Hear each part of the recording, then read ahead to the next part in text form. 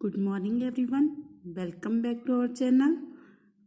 आज मैं आपको मधुप हिंदी बुक है जो हमारी, उसका सेकंड चैप्टर करवा रही हूँ, लाला पटेल की लाइब्रेरी। ये हमारा मधुप बुक का सेकंड पार्ट है। देखो, लाइब्रेरी, लाला पटेल की लाइब्रेरी मतलब लाइब्रेरी। ये आप चित्र देख रहे हो जैसे कि, तो ये लाइब्रेरी का चित्र है। यहाँ पर बहुत सारी बुक्स रखी हुई हैं, पढ़ रहे हैं। और ये एक कहानी है। बहुत साल पहले की बात है। भारत में अंग्रेजों का राज था। ये कहानी किस समय की है? जब हमारे देश में अंग्रेजों का राज था। चारों तरफ आजादी के नारे गूंज रहे थे। गांव का जीवन बदल रहा था। लाला पटेल का गांव गुजरात में था। गांव में बिजली आ गई थी, मतलब विकास हो रहा था गांव का। गांव में बिजली भी आ गई थी और नई सड़कें भी बन रही थी। किसान खेतों में नए बीज बो रहे थे, नई खाद डाल रहे थे, मतलब तरक्की हो रही थी। सब कुछ एकदम से बदल गया था। लाला पटेल गांव के बुजुर्ग थे।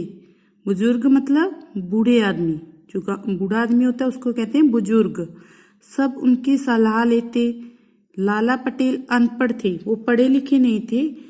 वे सरकारी फरमान पढ़ नहीं पाते थे। सरकारी फरमान मतलब सरकारी आदेश। जो भी कोई सरकारी आदेश होता था उसे पढ़ नहीं पाते थे। क्यों नहीं पढ़ पाते थे? क्योंकि वो अनपढ़ थे। सरकारी अफसर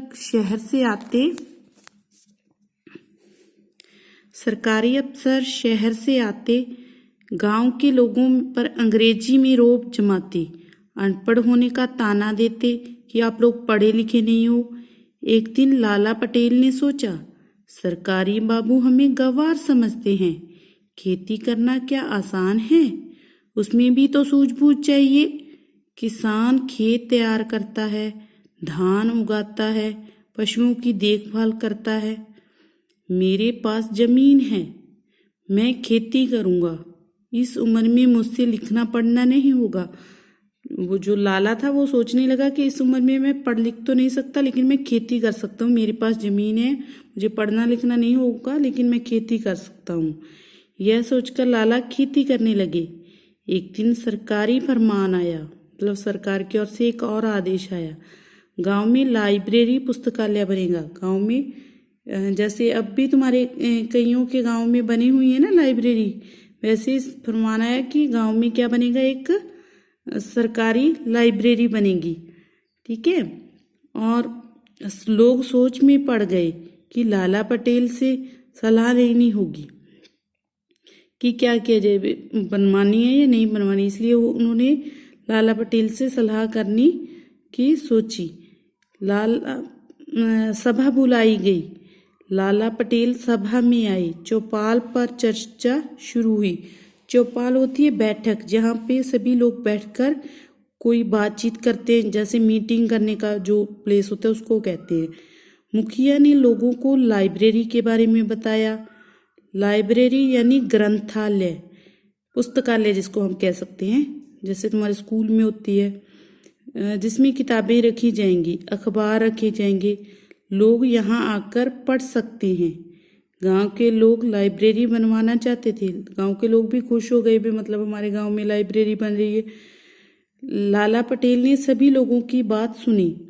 वे साहब से बोले, बाबू साहब, गांव वालों की यही इच्छा है, लाइब्रेरी के लिए मैं भी राजी हूँ। मतलब राजी हूँ मतलब कि मैं भी तैयार हूँ कि हाँ, हमारे गांव में लाइब्रेरी बननी चाहिए। गांव में लाइब्रेरी बनाने की तैयारी शुरू हो गई। गांव के एक मकान में लाइब्रेरी बनी। ग्रंथालय के अफसर को ग्रंथपाल कहते हैं, जो उसमें लाइब्रेरियन होता है। जैसे हमारे होते हैं ना लाइब्रेरियन, जो बुक्स इशू करते हैं, तुम्हें देते हैं, वापस लेते हैं, जिनकी सारी लाइब्रेरी की सारी रिस्पॉन्सिबिलिटी होती है, उसको कहते हैं हिंदी में ग्रंथपाल। ग्रंथालय के अफसर को ग्रंथपाल कहते हैं। लेकिन लोगों के लिए ये नाम कठिन थे, मतलब उनके लिए मुश्किल थे। ग्रंथालय या ग्रंथपाल, ये नाम उनको मुश्किल लग रहे थे। इसलिए उन्होंने अपने ही नाम इजाद कर लिए, अपने ही नाम रख लिए उन्होंने। लाइब्रेरी को क्या क्या नाम दिया उन्होंने लाइब्रेरी के लिए? लाइब्रेरी, वो लोग लाइब्रेरी कहने लगे। और ग्रंथपाल के लिए उन्होंने किताब बाबू, जो उसका था लाइब्रेरियन था, उसका नाम क्या रख दिया? किताब बाबू। गांव की लाइब्रेरी के लिए किताब बाबू शहर से आए थे। जो गांव के लोग तो पढ़े लिखे नहीं थे, इसलिए वो कहाँ से आए? शहर से। उनका नाम था केशव भाई। क्या नाम था उसका? केशव भाई। लाइब्रेरी सबकी मिलने की जगह बन गई, सभी लोग लाइब्रेरी में आकर मिलते। केशव भाई लोगों को पढ़ना लिखना सिखाने लगे। बड़े बूढ़े इस उम्र में सीखते सीखते एक दूसरे पर खूब मजाक उड़ाते। वो इकट्ठे होके पढ़ते भी और आपस में एक दूसरे के साथ हंसी मजाक भी करते। लाला पटेल भी पढ़ने लिखने और सीखने के खेल में शामिल हो गए। पढ़ने वालों की संख्या दिन दुगनी रात चौगुनी होती गई।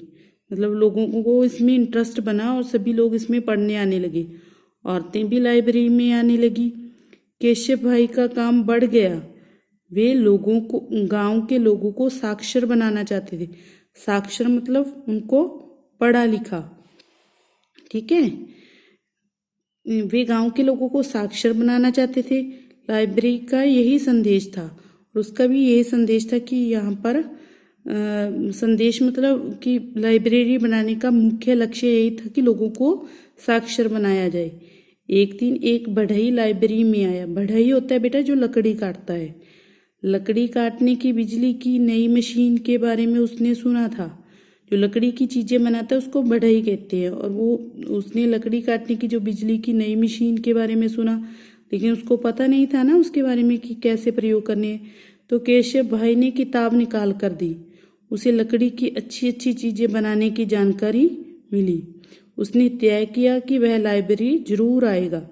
एक दिन केशव का चेहरा मुरझाया हुआ था। चेहरा मुरझाया हुआ था मतलब वो बहुत उदास था। उस पर गहरी चिंता स्पष्ट दिख रही थी। लाला पटेल ने केशव भाई से पूछा, क्या बात है केशव भाई, किस चिंता में डूबे हो? किस चिंता में हो? केशव ने जवाब दिया, सरकार का हुक्म आया है, मुझे नौकरी से छुट्टी दे दी गई है।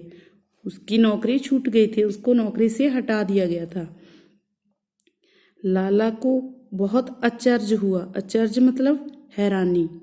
उन्होंने केशव भाई से इस हुक्म का कारण पूछा कि तुम्हें ये हुक्म क्यों मिला है। केशव भाई ने बताया कि हमारे गांव के कुछ लड़के पकड़े गए हैं। वे आज़ादी की लड़ाई में शामिल हो गए थे। आज़ादी की लड़ाई, हमारे देश को स्वतंत्र कराने के लिए कई देशभक्तों ने लड़ाई लड़ी थी ना, वह उसी लड़ाई में। हाँ जी, नेक्स्ट है देखो, वे आज़ादी की लड़ाई में शामिल हो गए थे। पुलिस कहती है कि लड़कों को मैंने भड़काया है। मैं सरकार के खिलाफ हूँ। लाला जी, मैं अपने गांव लौटना चाहता हूँ। आप लोगों से मैंने बहुत कुछ सीखा। आपने अपनी बंजर जमीन को एक बार फिर हरा भरा बना दिया। धान की पैदावार दुगनी कर दी। गांव में मेरी भी थोड़ी सी जमीन है। मैं उसे खेती के लिए तैयार करूँगा, उस पर खेती करूँगा। गांधी जी की आज़ादी की लड़ाई लड़ रहे हैं। गांधी जी आज़ादी की लड़ाई लड़ रहे हैं, हम सबको भी उनका साथ देना है। लाइब्रेरी में जमा लोग परेशान थे। वो लोग सभी परेशान हो गए कि जो किताब बाबू है वो तो जा रहा है, तो हमें कौन पढ़ाएगा। लाला पटेल का चेहरा उदास था। सभी सोच में डूबे थे कि अब क्या होगा। अचानक लाला पटेल का चेहरा खिल उठा। वे अपनी धुन में बोले, बाबू यह लाला अभी जिंदा है, मरा नहीं है। लाइब्रेरी मैं चलाऊंगा। वहां जमा सभी लोगों के मुंह से निकला, हाँ केशव भाई, लाला पटेल लाइब्रेरी के किताब बाबू होंगे।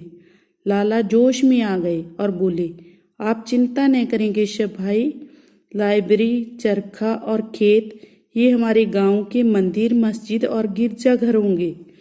मंदिर मस्जिद, जैसे हम लोग मंदिर में जाते हैं पूजा के लिए, मस्जिद में जाते हैं, तो उसने कहा कि ये हमारे लिए, जो हमारी लाइब्रेरी है, हमारा चरखा है और हमारा खेत है, ये हमारे लिए क्या होंगे? मंदिर, मस्जिद और गिरजाघर। बापू का सपना हम साकार करेंगे। यह सुनकर लोगों की आंखों में चमक आ गई। आंखों के में चमक आ जाना मतलब उनको एक नई रोशनी दिखाई पड़ी, मतलब ये लाइब्रेरी अब चल पाएगी। लोगों में नया आत्मविश्वास था, उनमें नई ताकत थी। लाला पटेल और लाइब्रेरी का साथ था।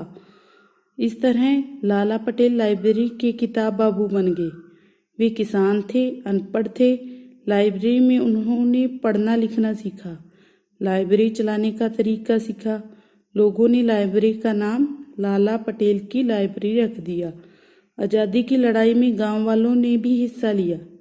अहिंसा को अपना शस्त्र बनाकर लाला पटेल लाइब्रेरी चलाते। लाला पटेल की लाइब्रेरी की महिमा को लोग आज भी याद करते हैं। तो इस पाठ का जो मेन उद्देश्य है कि मनुष्य चाहे तो कुछ भी कर सकता है, कुछ भी नामुमकिन नहीं है। अब देखो कई बच्चे सोचते हैं कि मैं तो इंटेलिजेंट नहीं हूँ या मैं ये नहीं कर सकता, या तो हमारे लिए कुछ भी मुश्किल नहीं है। अगर हम ठान लें तो कोई भी काम कर सकते हैं। जैसे उसने वो बुजुर्ग थे, बूढ़े थे, फिर भी उन्होंने इस उम्र में भी पढ़ना लिखना सीखा। तो ये पाठ आपने ध्यान से पढ़ना है अपने आप से। मैंने आपको एक्सप्लेन कर दिया है, शब्दार्थ भी मैंने एक्सप्लेन किया है, तो आप ध्यान से इस पाठ को पढ़ो और इसके जो प्रश्न उत्तर हैं वो आप आसानी से कर पाओगे। धन्यवाद।